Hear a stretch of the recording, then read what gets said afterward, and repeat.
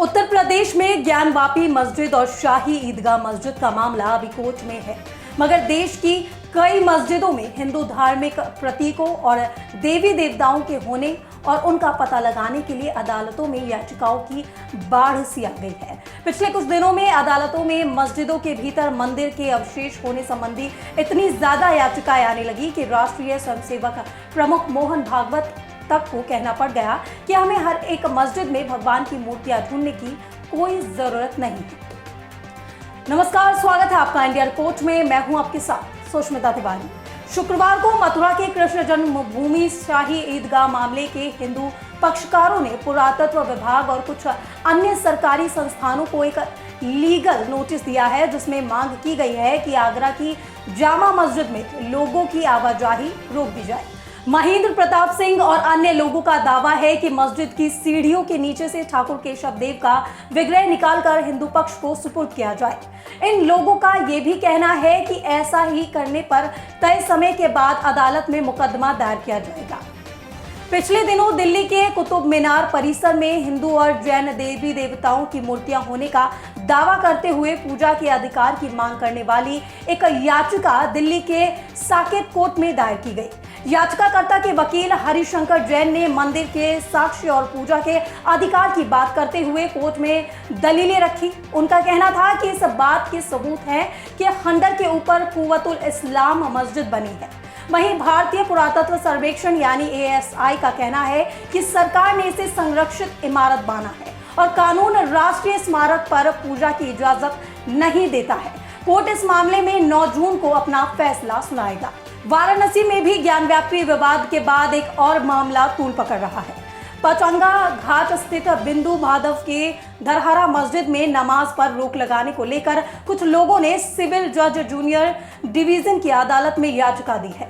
अदालत ने सुनवाई की तारीख पर 4 जुलाई तय कर दी है।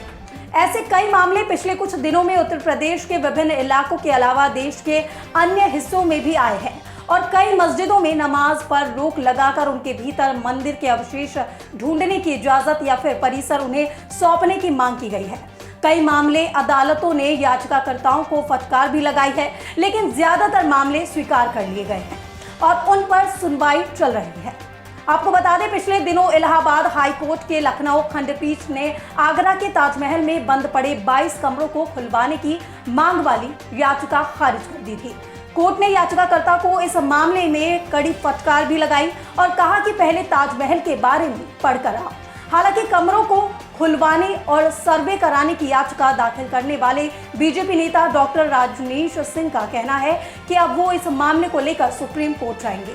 पिछले दिनों अब वाराणसी में सिविल जज ने ज्ञानवापी मस्जिद परिसर के सर्वे का आदेश दिया था। तब इस आदेश पर टिप्पणी करते हुए इलाहाबाद उच्च न्यायालय के पूर्व मुखिया न्यायाधीश गोविंद माथुर ने न्यूज वेबसाइट द क्विंट में एक लेख लिखा था, जिसमें उन्होंने कहा था कि यह आदेश 1991 के अधिनियम के प्रावधानों के उल्लंघन या टकराव के रूप में प्रतीत होता है।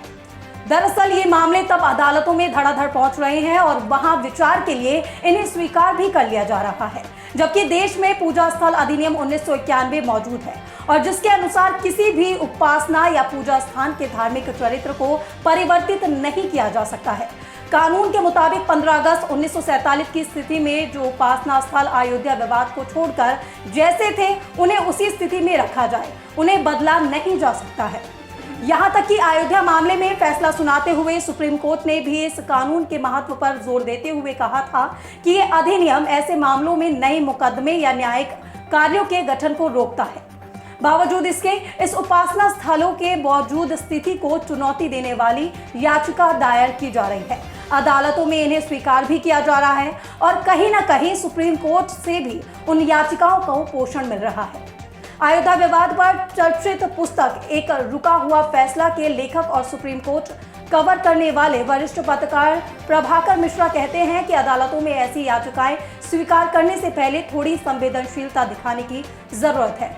उनके मुताबिक पूजा स्थल कानून लागू होता है या नहीं, ये तय करना निचली अदालतों के दायरे में नहीं है।